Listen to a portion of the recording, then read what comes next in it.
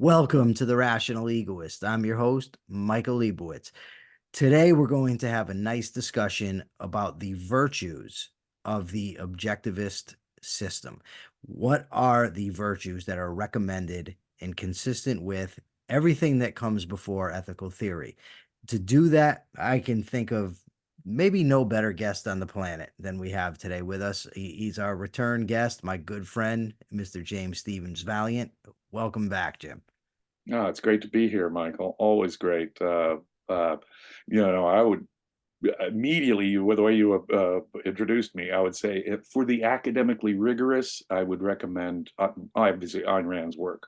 The virtue of selfishness is inescapable, obviously, for what we're talking about. And her novels, frankly, in her novels, she presents heroes, moral heroes, moral ideals, if you will, in her novels, unlike heroes you will read in any other fiction, I promise you. So her novels and her work on ethics is important, but I would recommend to people the work, say, of Peter Schwartz on selfishness, the work of Professor Tara Smith for the more academically inclined. Tara Smith has a marvelous book. Jim, humility is not one of the objectivist No, indeed, pride is. virtues. And Like, I think I've got a grip on this. listen, But when you say the best, I have to say, who do the people that I actually gain insight from Jim, as well? So, we don't want somebody on here who's going to be talking ontological ethics okay, and okay. teleological ethics and the difference between virtue ethics and categorical comparatives. We just want someone that's going to, in plain language, explain to us the objectivist ethics as applies to a specific area, the virtues. And for that, there's no one better. Maybe they're as good, but no one better. So Okay. let me just quickly give you my understanding of the virtues, and you tell me if I'm right. And I might be wrong because it is difficult stuff. So there's rationality is the primary virtue, and then there's six what are derivative virtues of productiveness, honesty, integrity, justice, independence, and pride. Right.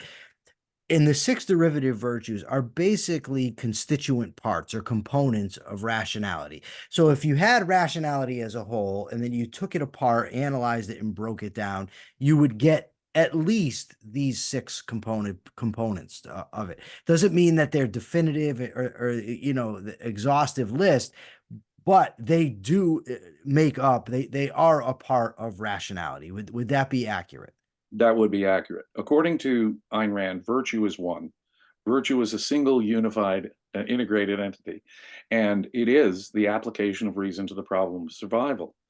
For Ayn Rand, just to cover a little metaphysical or meta-ethical Here content. comes the big words. Yeah, I know. Okay. The reason why we're ethical is to live successfully, according to Ayn Rand. How about that for for plain talk? Boom. Okay. Ethics is a science for living successfully. It assumes, obviously, that humans have a choice and that there is a standard of value. And in Ayn Rand's lights, that's life. Life generates the whole process of value pursuit. Life is value pursuit in her way of looking at things. And so if we need a measure of values, what constitutes a real value? I mean, I've said this before. I can't judge a piece of cake, not one piece of cake, to be good or bad out of context. Out of context. If it's the last bite of a whole cake and I'm going to be sick tomorrow and get fat and become a diabetic, and no, that piece of cake is not a value. On the other hand, if it's just one, I'm getting some carbs, I'm getting some sugar, I'm getting some energy, and it's a rare treat that I gave myself occasionally properly, and it's put in the context of my diet, then And it's a it's value. delicious. It's And it's delicious. delicious. So a piece of cake is a value in some contexts. In other contexts, it's not. And for me to know that, I've got to coordinate all of my values. There has to be a standard, a measuring rod, a ruler against which I can measure my values.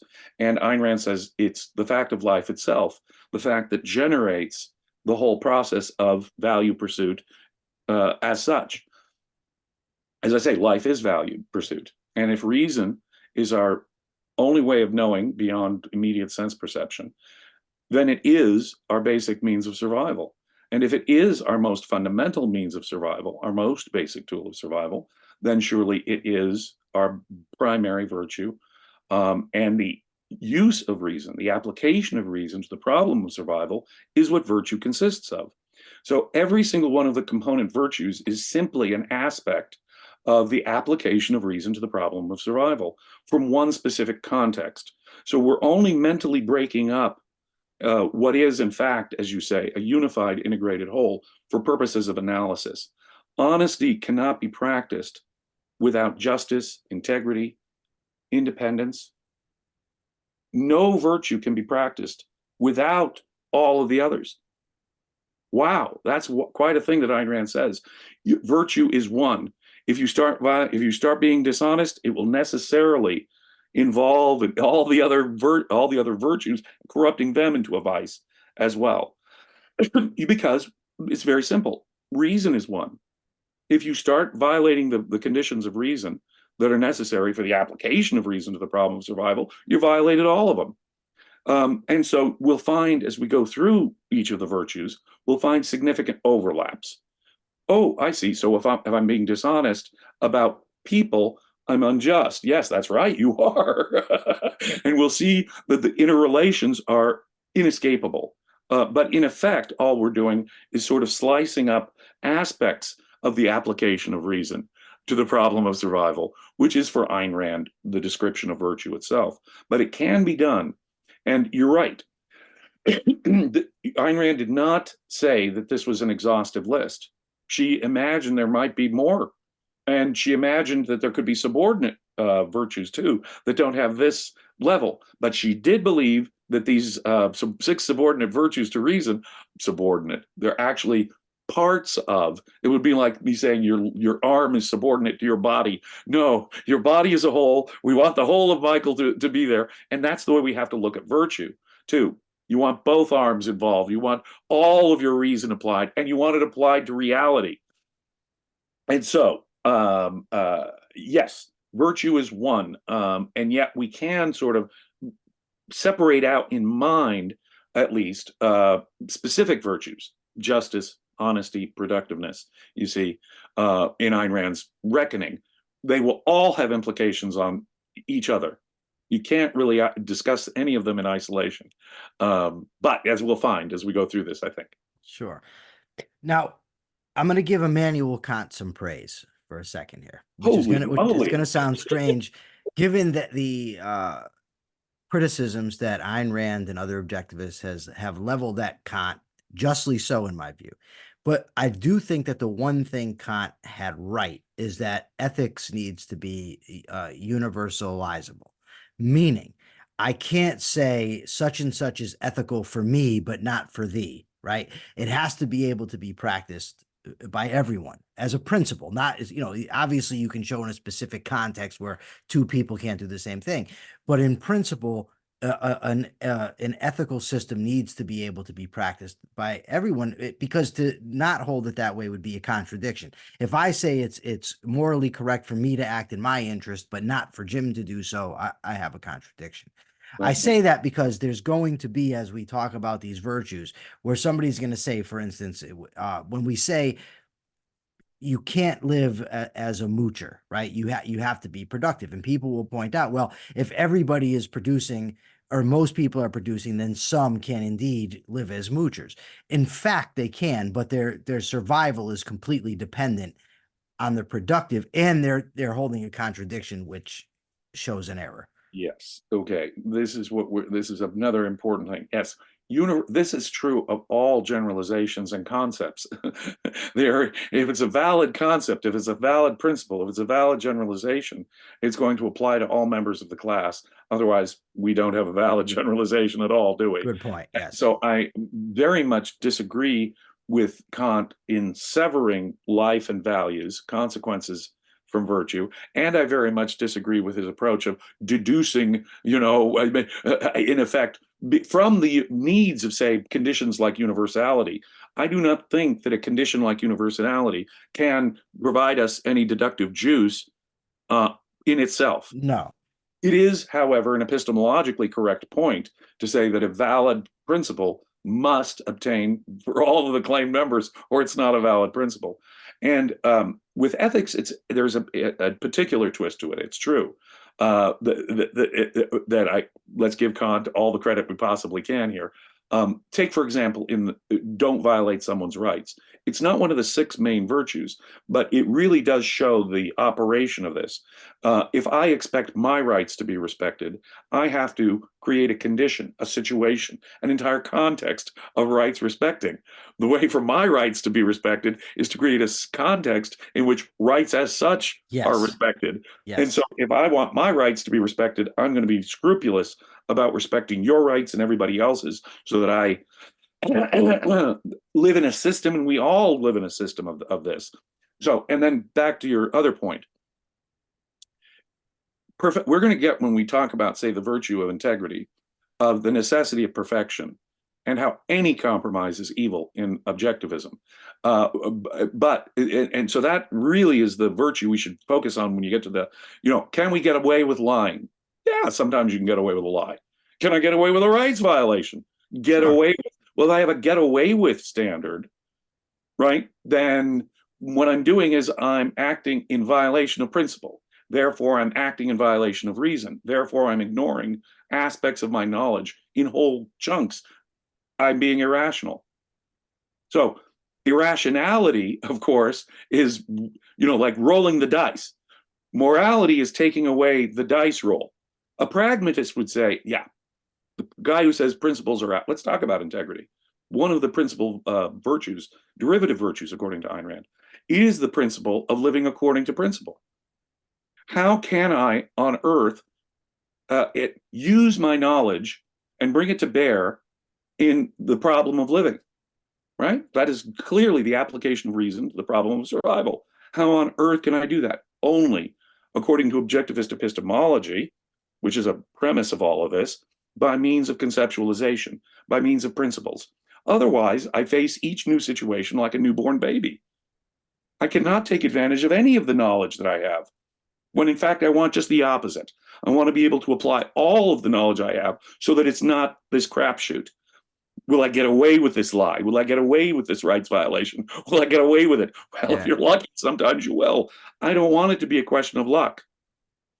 Ethics is the science of successful living. Yeah, my good friend Brent McCall, Jim, Brent McCall, he always had a saying, is that's life lived according to clauses, where, I can do this because, or in this case, I can get away with it. It's not a principled approach.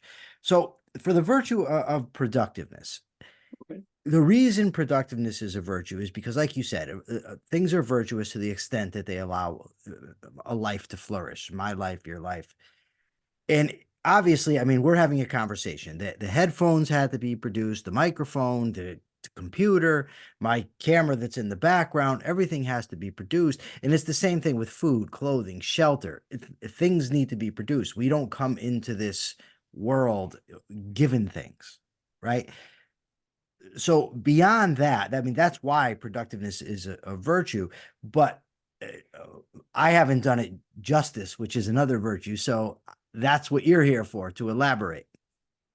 Well, Dr. Peikoff, in his book, another book I'd highly recommend, Objectivism, the Philosophy of Ayn Rand, he starts out with the virtue of independence, interestingly enough. And that is a wonderful segue, frankly, to productiveness. And the two are, speaking of virtue as a whole, those two virtues are really good to consider together. When Leonard Peikoff was starting out to write the book, he thought of independence as just that. I've got to pull my own weight. I've got to support my own life. No one owes me a living. I will be self-sustaining. What's the intellectual component of integrity or independence? Independence. Sure. Oh, we didn't even cover that yet. Think for myself. We didn't cover that, Jim. I forgot that each virtue has two components: the intellectual component and the physical component. Then it was working out the intellectual and existential components of independence, right? That he began to unlock the whole way he would present the virtues, in a way perfectly faithful to the way Ayn Rand does it. Look, what's the difference between production and action? Just random action. The application of reason to it. I could go dig a hole in my backyard and fill it back up, an example we've used in economics, and it would be not non-productive, right? Dig a hole, fill it back up, dig a hole, fill it back up. Lots of effort, no productivity, no production. Production is the application of reason to my actions, to my behavior, such that they produce the values I need to live. And as you point out, life is not automatic. If life were automatic, we wouldn't need ethics. I'm telling you how to maximize the values in life, how to make it no longer a crapshoot. Well, to do that, you can't be a parasite. An independent person is a person who thinks for himself, puts nothing above his own reason, right? And is independent in the sense that he's not a parasite, either a parasite in thought. Now, does that mean I can't learn from people? No. But when I know something, I have to know it myself. I'm not just taking it on faith. Someone say so. He said, no, I have to be satisfied in my own mind, going through the very steps that the discoverer may have had to go through. I have to be just as rationally convinced as anyone else for it to be my independent conviction. Furthermore, just as I'm independent in thought, so I must be independent in action. I don't want to be a dependent. I don't want to be a parasite. I don't want to be, in effect, a slave needing you, reliant on you at all. No, my well-being, in fact, rationally speaking, if I'm going to be independent in thought, I have to be independent. In fact, first, Ayn Rand would say independence in thought is a redundancy. If you're actually thinking, you're independent in thought, right? And for that independent thought to be independently applied necessitates that I cannot be, by itself necessitates that I cannot be a dependent, a parasite, in thought or in action. And when we get to the issue of productivity, producing the values that my life requires, it is particularly focused. For you see, if I am, look, it doesn't mean that I have to produce every value that I need. Again, with knowledge, I don't have to be the originator of the knowledge to be an independent thinker. I just have to know it honestly for myself. Similarly, when it comes to the action component of production, I don't have to be my own doctor, my own farmer, my own, clothes weaver, but I do have to provide a value that people will want to exchange for me voluntarily so that I do carry my own weight. Look, if I couldn't do that, then I would have to produce all the virtue of productiveness would require that I make my own clothes, make my own, as I would on a desert island. Fortunately, I don't live on a desert island. And I can, because I live in a division of labor economy, I can specialize, and exchange my value for someone else's value. But the point is, contrast that with the thief, the parasite. He is now a dependent on the production of others. He is now a dependent on not their voluntary interaction with him, but getting away with it either without their knowledge or by sheer force. And so I don't want to be a slave to someone's irrationality. I don't want to be a dependent on someone else's production. I want to be someone that people voluntarily want to trade with. And that requires that I carry my own weight. There's a common misconception about Ayn Rand that she only elevated or only admired or only thought moral men of superior ability, because that's the emphasis, of her books. But really, it's not the case. In Marxism, of course, it's from each according to his ability to each according to his need. I would say that the objectivist principle is that each person should produce according to his ability. Right? Not everybody can be a Steve Jobs. It's just not in the cards. Not everybody can go play basketball like a Michael Jordan or Magic Johnson. But no, but we all can do our very best. And as long as we're doing our very best, maintaining a consistent rationality, keeping our minds in focus, in doing what we can to be moral, our ethical status is intact. Absolutely. No, your moral perfection is intact. It's not when she says reason is a virtue, she's not saying it's open only to the intelligent. People with below average intelligence can be perfectly rational. people productive, you point out Steve Jobs or something. No, I could not be Steve Jobs, I could not be Michael Jordan, but on the other hand, can I do a good thing? Can I Yes. create a value that everyone could see as a value, that people would be willing, at least enough people for me to make a living, willing to see as a value? Right. Absolutely. And it's a question, not, it's never in Ayn Rand's view a question of ability. On the other hand, to her, this is what confuses people in this regard. For her, morality is not a negative list of thou shalt not, thou shalt not, thou shalt nots. For her, it is the gaining of the value. It's not the avoidance of sin, it's the gaining of life. So what Ayn Rand does with the virtue of productiveness, for example, is she will say, what a hero Steve Jobs is. And simply by saying how virtuous, how excellently virtuous a Steve Jobs is, some people will take that as, oh, well, if I'm just an accountant or if I'm just a trash man, you're saying I'm not virtuous? No, no, no. Ayn Rand is saying you're absolutely virtuous if you are using, as you put it, extending your ability to the most in that context that you can. If you hold back on your ability, if you do less than you can, you are cheating yourself. You're cheating yourself in the first instance. So we do the best we can, of course, and that's what virtue is all about, doing the best we can. But that's all virtue is about. I can't blame you for that which is outside of your control. Here, Ayn Rand and Aristotle were together. It makes no sense to blame a person for their given nature or what they couldn't help. It's only the realm of choice that is open to morality. Now, in the realm of choice, do we want the best that we can have? Absolutely. Can I evaluate the fact that Steve Jobs has materially contributed to the world a lot more than I have? Absolutely. And I can admire the degree, the scope of the values that he's created and say, what a hero. That is no put down to me, that I'm not a Steve Jobs. No. Let me put it that way. So long as I'm doing, like you say, the best I can in my given context. Make sense? To me, absolutely, and I hope to the viewer too. Now, we've kind of combined here in our discussion productiveness with independence, and A little independence bit. has kind of a special place in my heart. And the reason being because a lot of the problems that I've had in life had to do with my being dependent on the thinking of others, or rather the opinions of others, their opinion of me. I was so eager to gain a positive appraisal of certain people that I conducted myself in horrible ways. Now, of course, that has to do with the type of people whose opinions I valued, but nonetheless, a big growing point for me to raise my self-esteem and make me a more secure human being was to stop looking to the minds of others for my validation.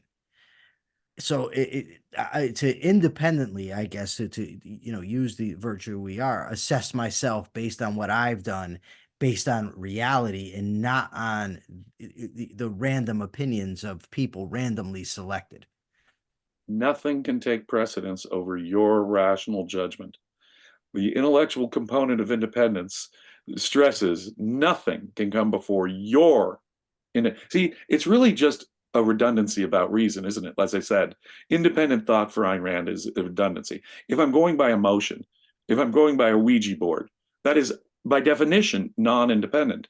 And the role of emotions is what clouds things. Remember, all virtue is the application of reason to the problem of survival. So if I were just to indulge my psychology, to appease the people who would appease, oh boy, I get along with them. Boy, oh, they'd praise me, they'd like me, they'd give me all kinds of positive feedback. If that were my standard, again, I'm not really thinking at all. I'm not really applying reason to the problem of survival. I'm dependent on their reason, their judgment. A social metaphysician, to use the objectivist term, someone who uses other people's opinions, and it's always their emotions at the end of the day, is not applying reason in an independent way at all. For details on this, read The Fountainhead, where Ayn Rand makes very elaborate the point here that independence is a matter of reason, not going by emotions. It's a matter of reason, not turning your mind over to the alleged reason of anyone else, a group, an authority, you name it. or even going by your own emotions. What feels good? No. Independence is a matter of putting nothing, the intellectual component of independence is a matter of putting nothing above the judgment of your own rational mind. The existential component is having, again, I'm going to invoke it because virtue is one. The first point you made is a really great one. To courageously and honestly apply my independent judgment to my behavior, to act on that, no matter what, to stand up against the world if necessary, because it's my judgment, my rational judgment, not my emotional indulgence, not my turning my head over to some other authority, God, the Bible, my neighbors, opinion polls, you name it. Independence says nothing comes before the judgment of your own mind, in thought or in action. Before we move on to the next virtue, is there anything you want to add about either independence or productiveness? Again, productiveness, the important thing about productiveness, and you really actually did touch on it, it's not a question of your output, right? It's a question of having output. It's a question of recognizing that you need to support your own life, independence, and a question of knowing that values only come from acting on reason, the virtue of productiveness. Now, when you act on reason independently, that's the result. Value will be produced, the values you need to survive. It's not a question of comparing yourself to someone else. And so long as we live in a world where trade is voluntary, we're perfectly capable of being independent and living on our own. We think of independence and we think of productiveness together, but believe me, when it comes to every single one of the other virtues, we can talk about the component that it touches on both independence and productiveness. For our purposes here in this discussion, it was just that the two imply at one point the same thing. You've got to carry your own weight. You face the problem of your own survival. You can't rely on anyone else. You've got to survive. And each of us faces the problem of survival on his or her own. Okay. Honesty is what I want to jump to next. Now, honesty, if rationality is the commitment to reality, right? Honesty is the commitment only to reality. It means we don't try to fabricate things or make things up that go contrary to reality. Now, according to Leonard Peikoff, the only argument really necessary for honesty is to be dishonest, put you one at war with reality, with what really is. And now I've gone through so many exercises to determine whether honesty is really a virtue. I've said, okay, if I lie to people, then I'm treating people in a way I don't want to be treated, right? So I'm a hypocrite. I'm contradicting how I want to be treated. I'm saying it's okay for me, not okay for them. There's a contradiction. I've tried to tease out, okay, once I tell one lie, is it only going to remain one lie? And no, you end up having to tell lie after lie after lie to keep covering. And then there's am I going to get found out? And in any one lie, of course, there's no guarantee you're going to get found out. But if that is going to be your method, remember that, human existence requires living by principle. And if in principle we try to live dishonestly, we're ultimately going to get found out. And you also, when you're a liar, like, I have a really good memory, so I actually was a really good liar because I remembered the various lies that I told. But most people don't. But isn't it so lie. much easier just to tell the It truth? is. You don't have to remember all that stuff. That's what I was going to Well, say. who Is did I tell what to? yeah. When you're just honest with people, that you don't have to waste cognitive effort on Let's recalling go even deeper. who I Let's go told even what to. deeper. We've said here that there's both an intellectual and an existential component. Virtue begins, free will, according to Ayn Rand, is the choice to exercise reason or not. Actually, the use of reason is itself free will for Ayn Rand. It's coextensive with the entire realm of morality, reason. Now, we've said there's an intellectual component and an existential component because it's the application of reason to the problem of survival. Well, in the first instance, what's the intellectual component of honesty? Taking your own cognition seriously. if you don't take your own process of thought seriously, your own rationality seriously, and put reality above all else, then you're corrupting your own mind. You know, Shakespeare was onto something. He said, to thine own self be true, in Hamlet, for Polonius's famous advice, right? Now, to thine own self be true, and as the day follows the night, thou canst be untrue to any other. There's something to that, something very, very powerful. Dishonesty begins with a lie we tell ourselves.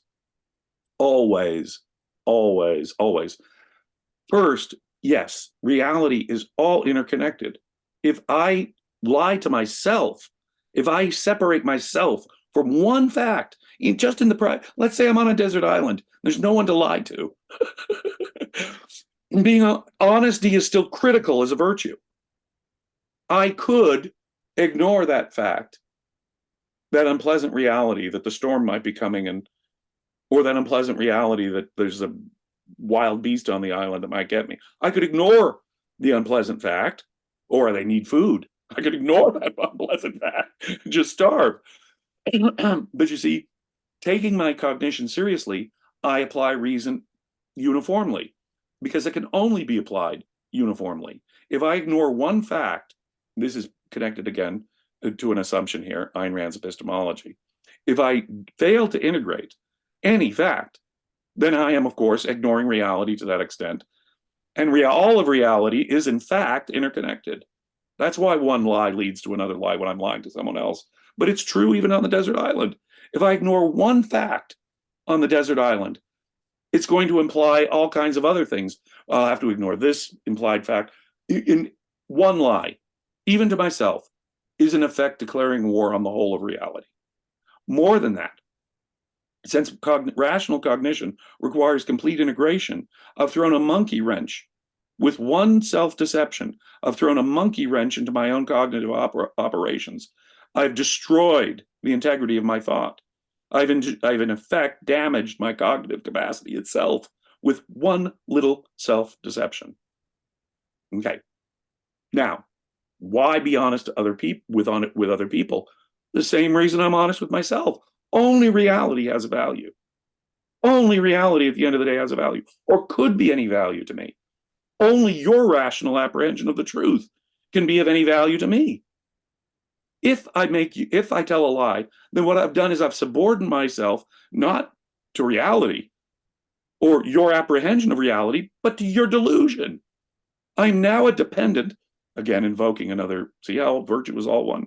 I've now become a dependent, a parasite, in effect, on not your rationality, the source of any value I might ever gain from you, in fact, but I'm now a dependent upon your delusion, your error. And I've got to feed that. And again, all of reality is interconnected. So when I lie to someone else, so is with me. I've declared war against reality, in effect, in my effort to maintain the pretense that I've established with you. I look at honesty when it comes to other people like this. Honestly, I've reached the point where if I were to try and gain a value by lying to someone, I would feel like my feet were stuck to a railroad track and a locomotive was heading at me at 100 miles an hour. Every time I deceive someone in an effort to gain a value, what have I done? I've destroyed the value. I've actually destroyed. Ayn Rand goes so far as to say that a value obtained by fraud isn't even a value. Now, if you think about that really rigorously, she's got an incredible point here, and an enormous one. I've taken away the conditions that make things valuable in obtaining this one physical thing, perhaps. Okay, I got the $100 out of your pocket. Is that really a value? No, let's see. I'm not being rational. I'm not being productive. I'm being a dependent. It's not a value at all, my friend. In fact, I've undermined all of my other values. I've undermined all the other means by which I have of obtaining value. Now, Leonard does, and Ayn Rand says, Leonard makes a big argument about this, and Ayn Rand implied it in Atlas Shrugged, and I want to make this very clear. This does not mean that there aren't circumstances under which an objectivist would lie. No, we don't believe in white lies. No, it's never appropriate to attempt to gain a value through deceiving another person, because you're not really even getting a value. You see, Are there times? Yes. When your values are wrongfully being threatened, and in this context, I would say it's almost always the condition in which someone is putting a gun to your head, saying, no, say, tell me you're a communist, Michael. Yeah, okay, I'm a communist. Whatever. I know you're not a communist. You will say whatever the person who's pointing the gun wants you to say. And it is not an instance of dishonesty. No, Elaborate out Ayn the, Rand's the example. the the example, Jim, too, that I always like to give are, if I'm World War II Germany and I'm hiding a Jew and somebody comes, a Nazi's banging at my door, do you have that Jew here? Kant, of course, would say, yes, you have to tell the truth because it's out of context. It doesn't matter. That's You're right. duty bound. Or if I'm, in antebellum South and I'm hiding slaves and someone comes, do you have the slave here? No, I don't. Because No, the now moral thing to do it's the would be equivalent to of lie. self-defense or defense of others The at that moral point. thing to do under those Right. circumstances is lie. Now, you said two Let me things, go Jim. further. The honest, reality adhering thing to do is to lie to said person. Yeah, They because they're the are ones at war with reality. there. They've already Yeah. declared war with reality, Yeah. and they have, usually by force, put my values under wrongful threat. Under those circumstances, lying is appropriate to protect what life, we said, was our standard of value. Reason, we said, was our means of doing it. Virtue, we said, was the implementation of all of that. Look, if life is my value, if reason is my means of doing that, I'm going to lie to the Nazi. I'm going to lie to the slave hunter. Yeah, absolutely. In fact, that's the honest, reason and reality adhering thing to do. So there's two things that I wanted to address. One has to do with self-honesty, like you said. When I decided to embark on a program of personal change, I realized that I had to be honest with myself about some very ugly aspects of myself.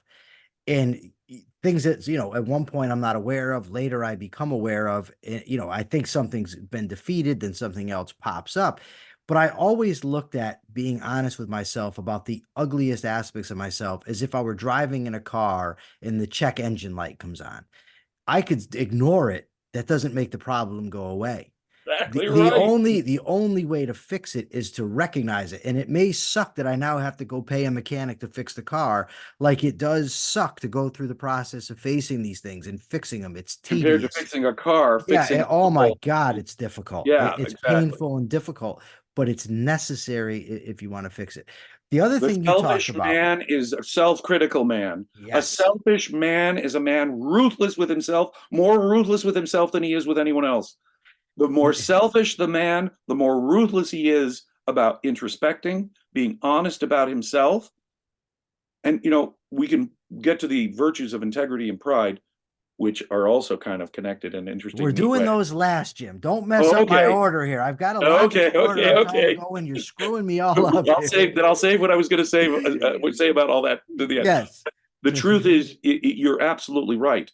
Selfishness requires a kind of self-honesty, rationality. But remember, it's the application of rationality. Rationality requires that I not use emotions as tools of cognition, that I not indulge.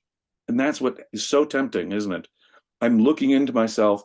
It's really painful for me to consider that I did something wrong or that this may imply something bad about my character. And it's so much easier just to fuzz that out, evade.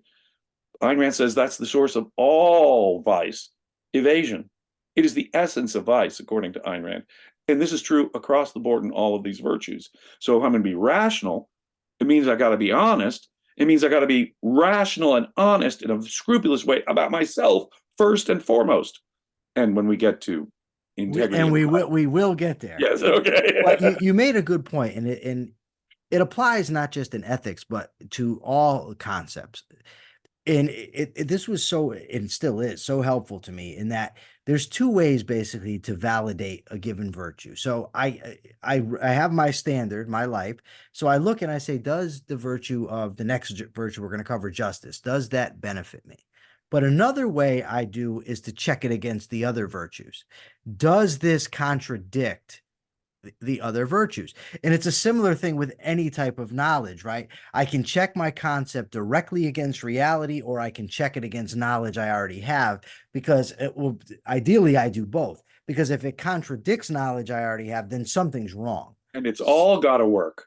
It all has to work. It It has to all click. has to click You together know, or it doesn't it's integrate. to get into the Yeah. weeds a little bit. You have sort of rationalism, or the coherence theory of truth, which is, as long as everything's consistent, then you're good. Or you have correspondence where it corresponds to reality. But objectivism in some ways is a combination of both, where your concepts have to cohere. They can't contradict each other, but they also have to correspond to Ayn Rand reality. has both the test, if you mean this, she has both the test of reduction to observation, reduction of the highest abstraction to the facts of reality that are Yes. grounded. Plus, she has the horizontal integration. All Yes. of our knowledge has to be integrated consistently before I can say I really know item X. And Yes. so she has both the test of total coherence, to use it that way. The problem with the coherence theory is there's a metaphysical theory. It says our knowledge doesn't and can't correspond. The best we can do, people like Hegel say, is make our ideas all consistent.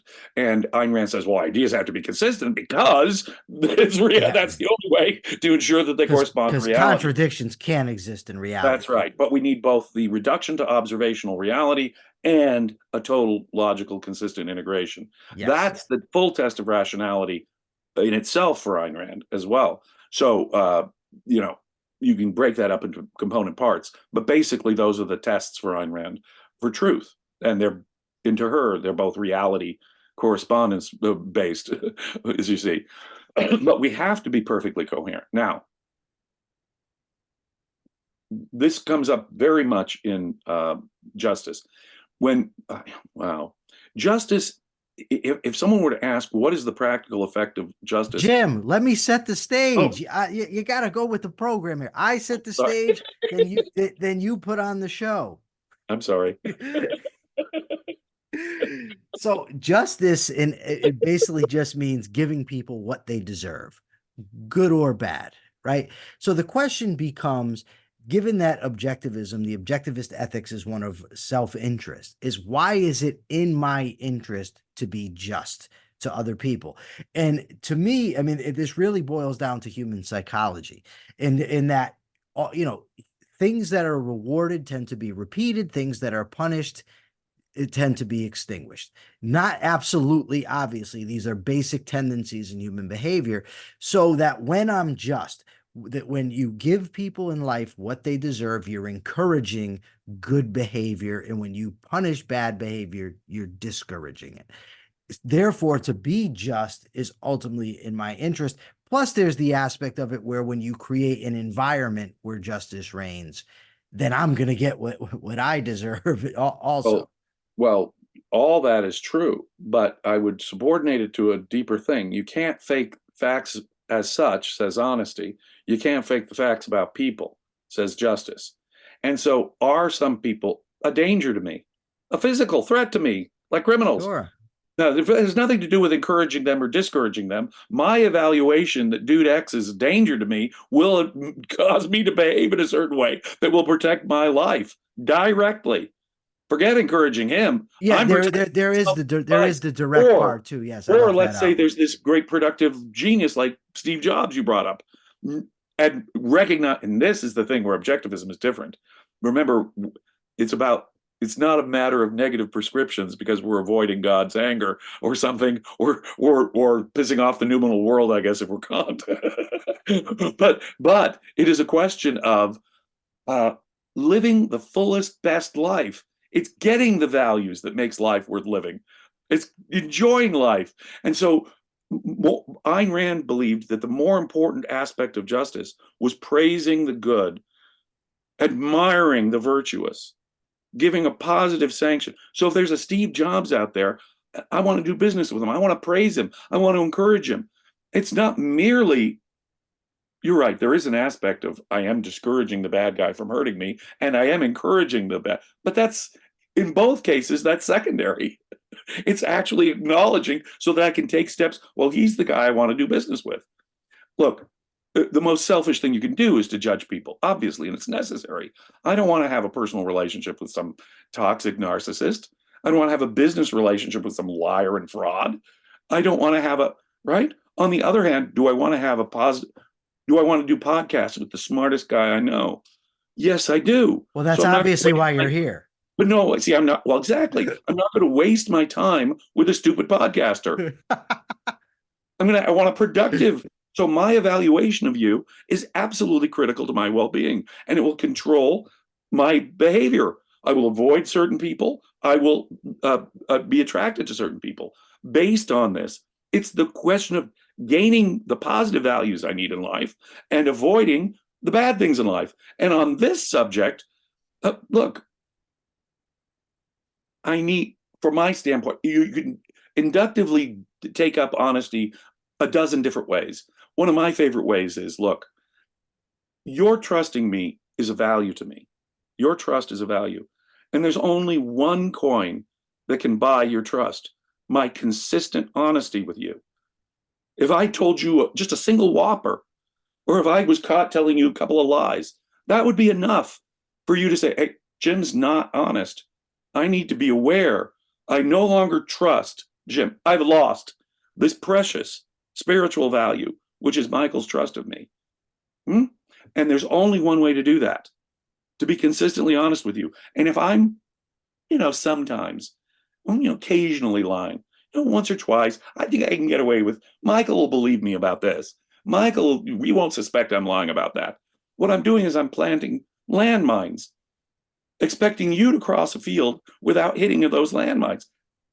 Why would I do that?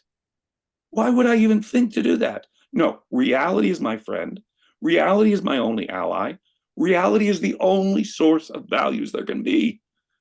So if we're going to have a productive interaction, it's going to be necessarily one in which I have evaluated you. And when again, I know I'm going to mention other virtues. When we get to pride, we're going to talk, no doubt, about moral character. And with justice, it's vital that we understand the concept of moral character, though, too.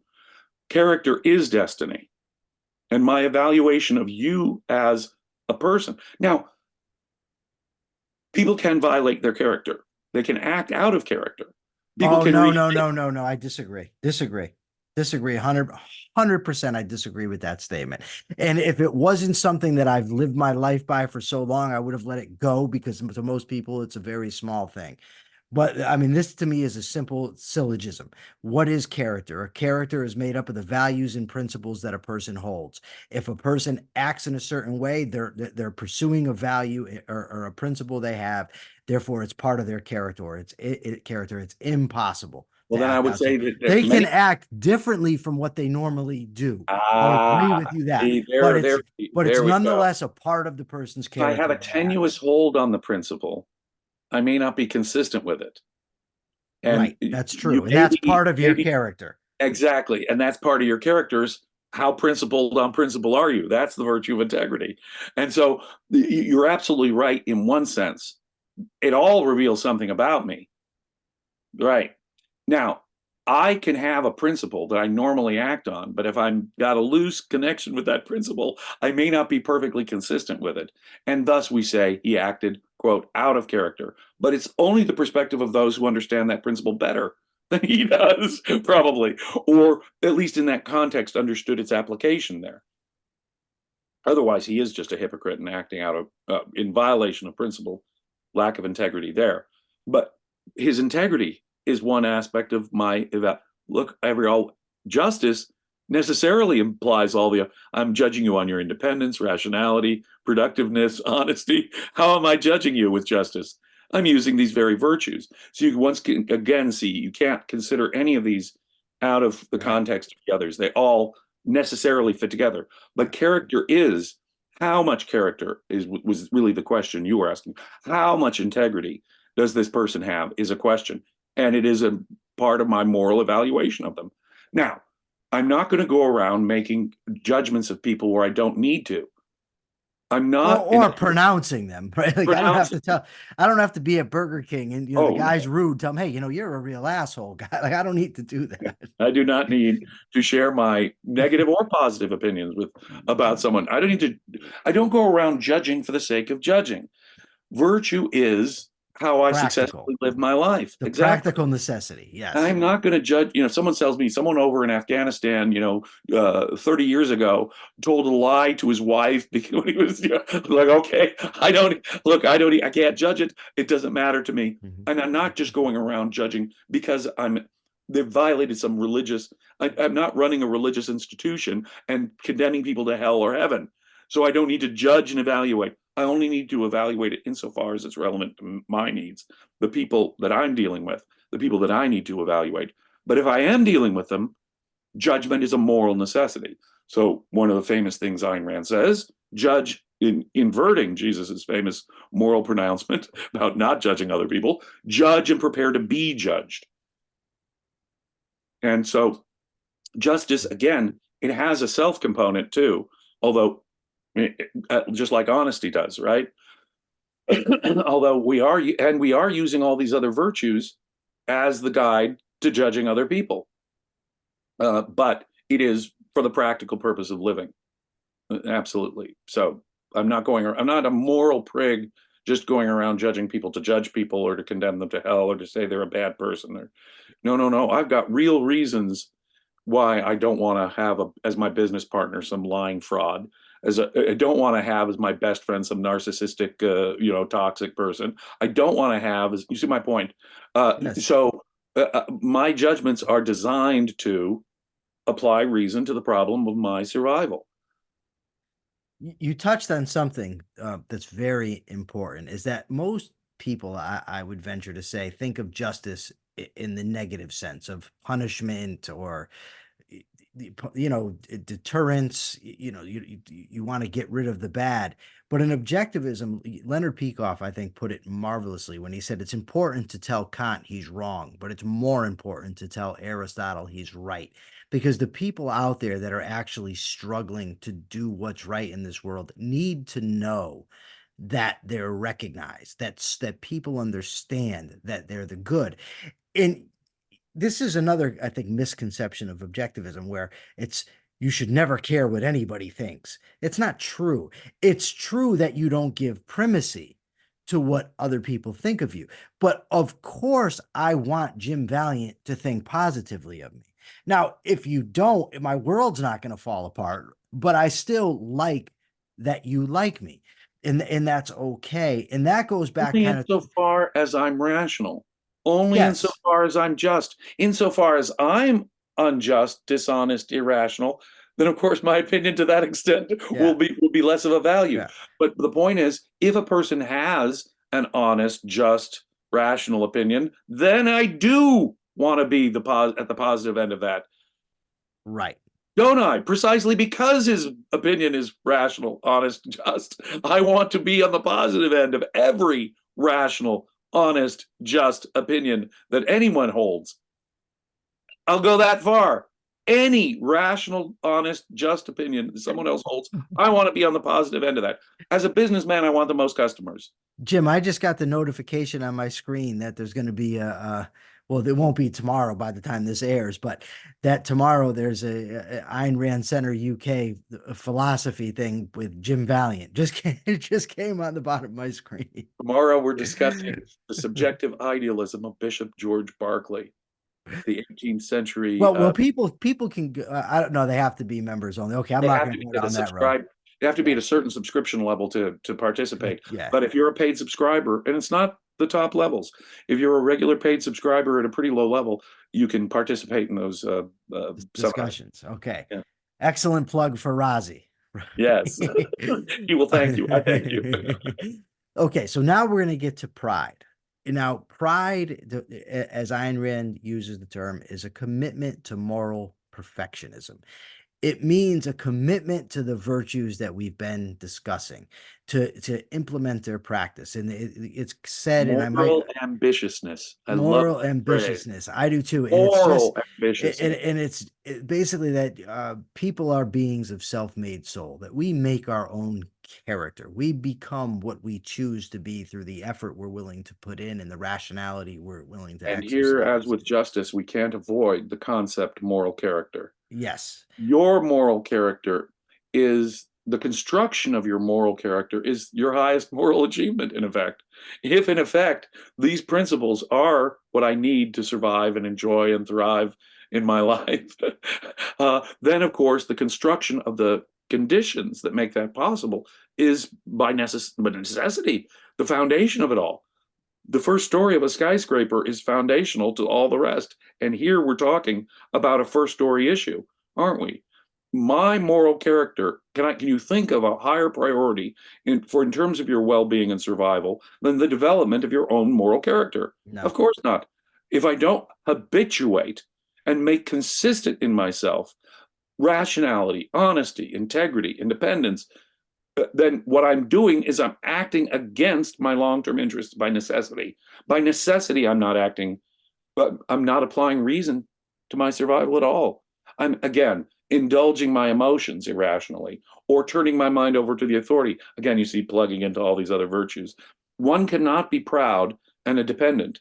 One cannot be proud and not productive, be a parasite. One cannot be proud and be intellectually, you go on and on and on through rationality, independence, honesty. Pride is the crown of the virtues, said Aristotle. For Ayn Rand, it's a similar thing. It's the climax. It's where I say, I myself have created the conditions and the moral conditions in my own psychology, in my own self, that make my life possible, that make my thriving and happiness possible.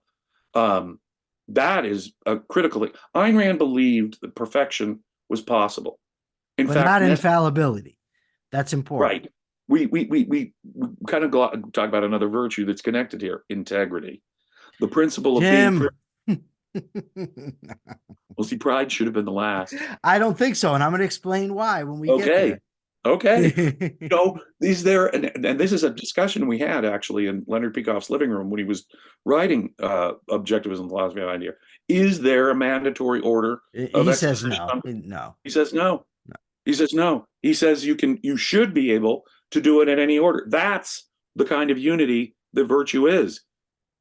Reason was the one exception he made. No, you got to get reason straight.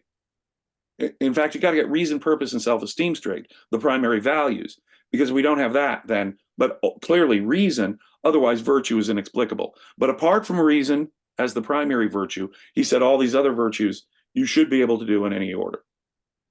Yeah. In virtue, I didn't say it at the beginning, virtue in the objectivist system are the means to values. Absolutely. Virtues are the types of actions that you take in order to achieve your values. A proud person, though, is proud because he is doing, how did we put it earlier, the best he can in his context. And if I really know, and there's no fooling the guy in the mirror. I'm glad you didn't say the man upstairs. That would have drawn me crazy. Well, in this sense, in a sense, he is my God. He is that in it. Religious people think of God as, got this window into their. He alone can read their thoughts. He alone knows everything they've done. You can never be alone. God is always there watching you, doing what you're doing. Okay, so the same thing that God is actually going on, though. It's my inexorable observation, my subconscious, tallying up, in fact, whether I'm living up to what I know I could have done or did not do. And that I passed by that guy in the mirror, and he's the guy I can't fool. Not for one instance. He said, did I do the best I did not do the best I could. And that guy looking back at me, he's going to, and whether I tell anyone or not, I will know. Pride is that looking at the guy in the mirror and saying, yeah, I am perfect. I'm doing the best I can. I have created in myself the character, the conditions of character that make my life, survival, and happiness possible. I am rational. I am honest. I am independent. I am productive. I am just. I have integrity. And I can look at myself in the mirror and say, yeah, that's me. I have done that. It takes, as you point out, it is not automatic. We were having a little discussion before. A lot of people regard moral knowledge because it is transmitted in an emotional way, as we were discussing earlier.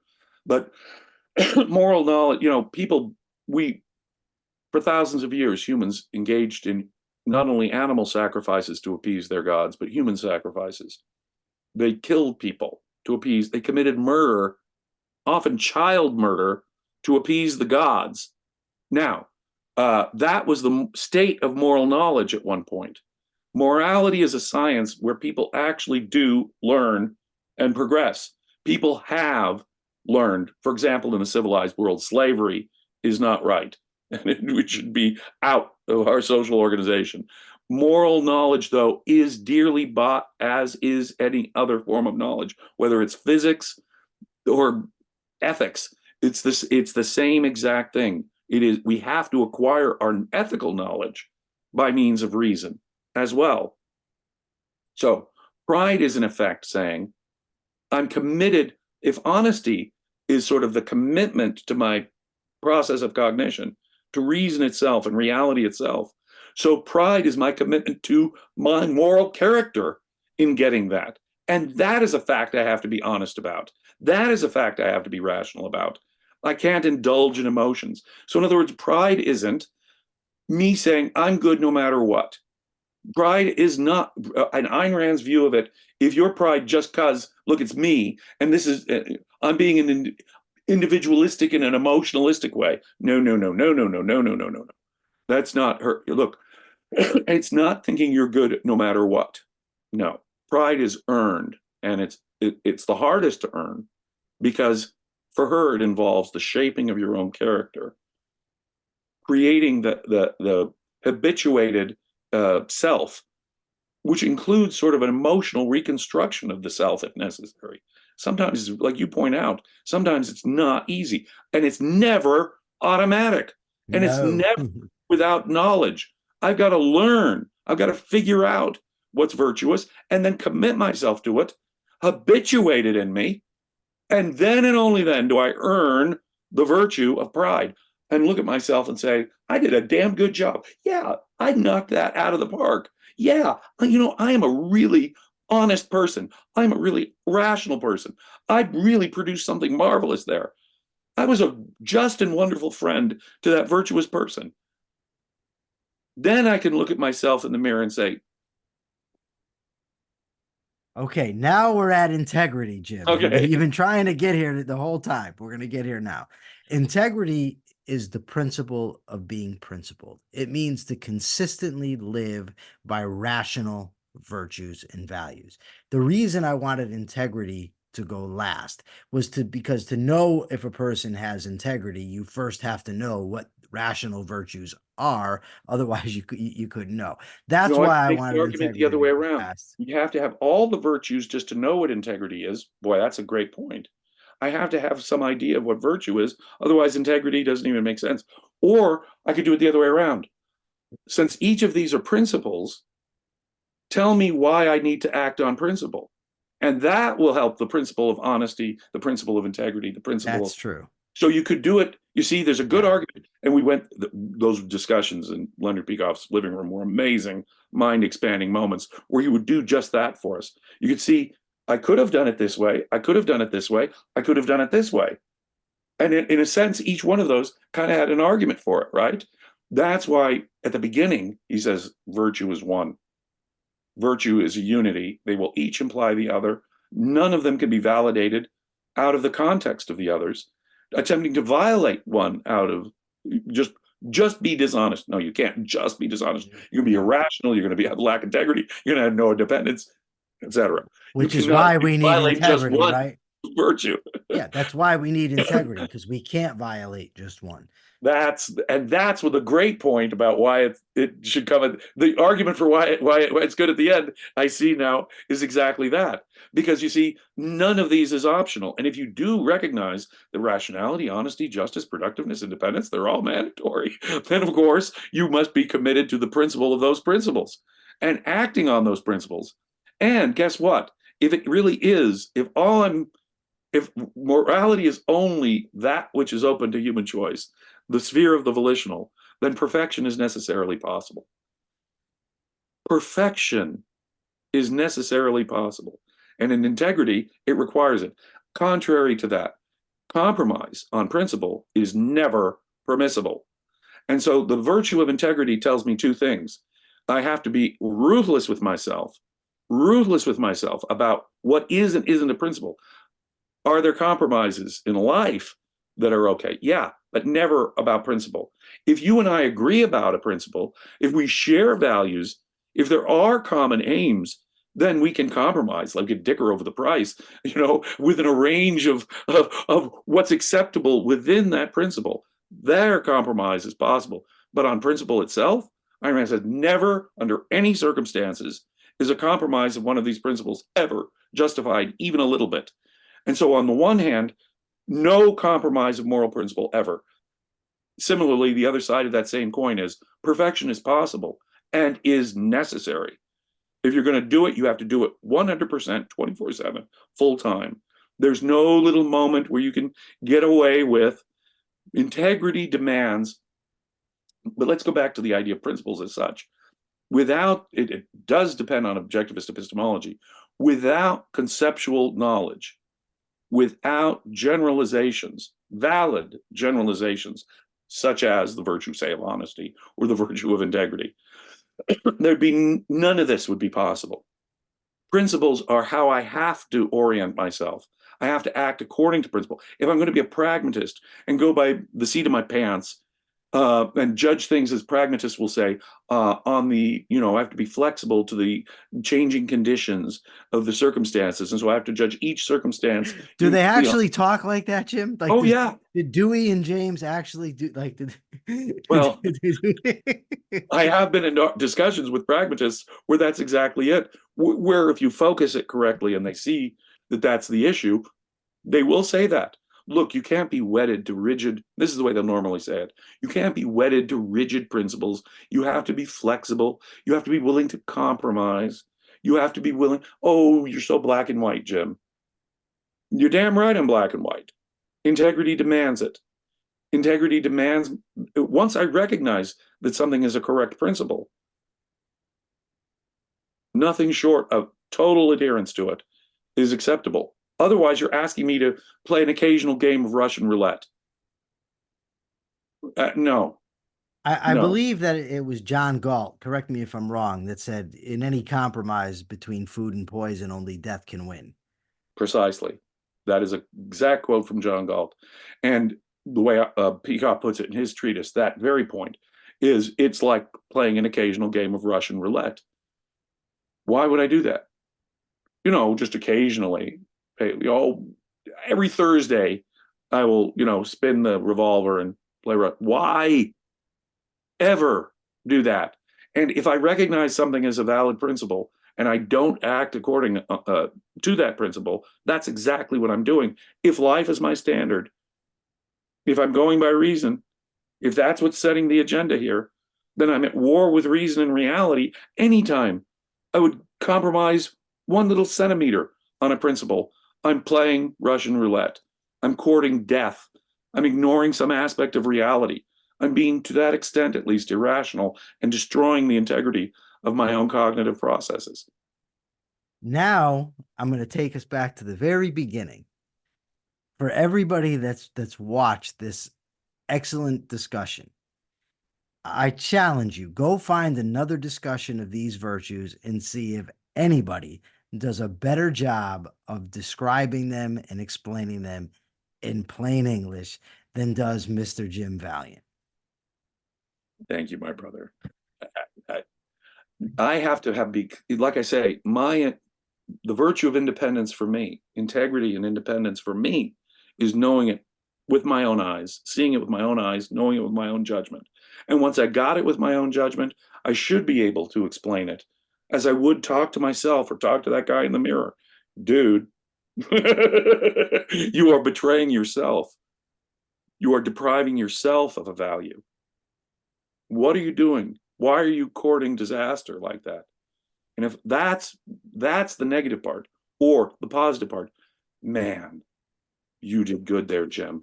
That was a great productive effort. That was a brilliant exercise of rationality. That was an exquisite use of honesty. That was necessary that you were just, whether negatively or positively there.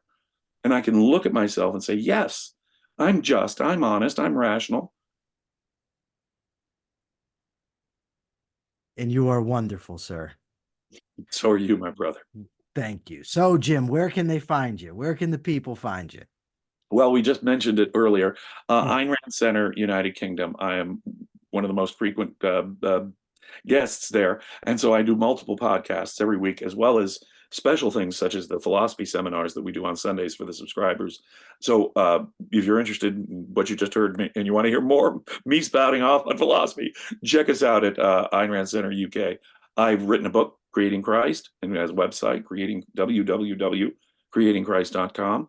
I am on both X and Facebook, especially Facebook.